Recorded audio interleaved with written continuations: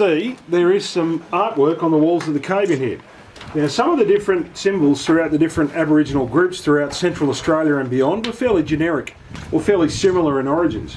For example, concentric circles, circles inside circles inside circles, usually indicate important places.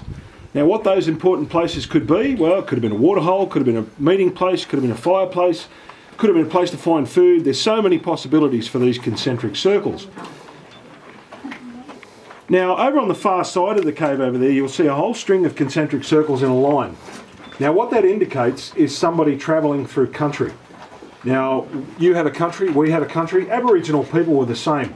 There were well over 300 different countries throughout Australia before the white fella turned up out here. Actually, no, there were well over 600 before the white fella turned up out here. And they would basically never stay any longer than about 2 weeks in any one location.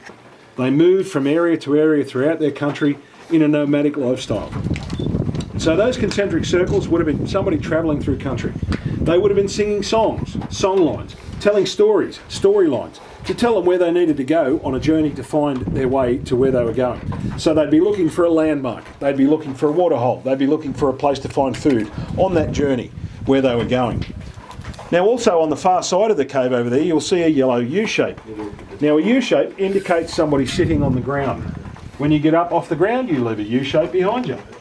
Now, often a time in Aboriginal artwork, as you've probably already seen, you'll see concentric circles in the centre of the painting, surrounded by U-shapes. Well, they're people sitting around an important place. Now, also on the wall of the cave in here, you'll see a man's footprint and an emu's footprint, and they're fairly easy things to interpret. But the rest of the stuff on the wall in here is open to interpretation. Really, the only people that know what any of this stuff was or is were the people who put it here, and they are long gone. There was a period of time in the 1920s when an Aboriginal man was shot by police here, and the rest of the Aboriginal people that were here left because they all thought they were going to get shot too. Prior to 1967 in Australia, Aboriginal people were considered part of the Flora and Fauna Act. They were not even considered human beings. It wasn't illegal to poison their waterholes with strychnine if they were creating problems on your property. Up in the Kimberley region, there was a massacre known as the Umbulgari massacre, where a whole family of Aboriginal men, women and children were pushed off a cliff by the landholders. Things